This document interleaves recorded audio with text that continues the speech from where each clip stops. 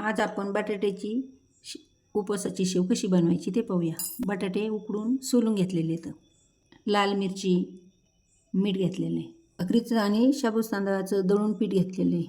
तुम्हाला जर ह्या पिठाची रेसिपी पाहिजे असेल तर मी पाठीमागे व्हिडिओ टाकलेला आहे, तो पाहू शकता. यात बटाटे टाकून घ्यायचे, याने असे बारीक करायचे.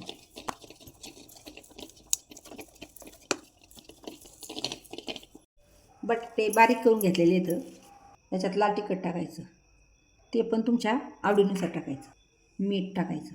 हे पीठ आहे ना उपवासाचं, ते टाकायचं थोडंसं, जसं लागन तसं घ्यायचं. शक्यतो हातानेच असं मिक्स करून घ्यायचं. पीठ जास्त नाही टाकायचं, थोडं थोडं जसं लागेल तसं.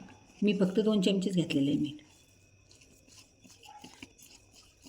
पीठ आणि बटाट्याचं असं चांगलं छान मिक्स झालं पाहिजे एकजीव.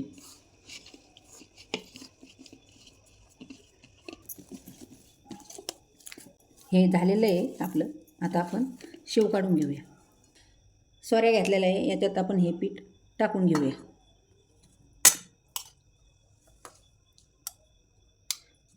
असं हळूहळू भरायचं, मग ते बाहेर येत नाही पीठ. थोडंसं कमीच राहून द्यायचं. शेंगादाण्याचं तेल घेतलेलं आहे, ते गरम झालेलं आहे.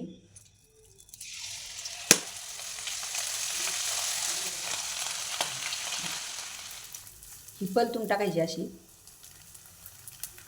सोऱ्याला टाकली ना शक्यतो जाडच घालायची.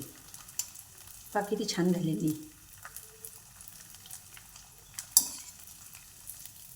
शेव तयार झालेली आहे आपली उपवासाची शेव तयार झालेली आहे.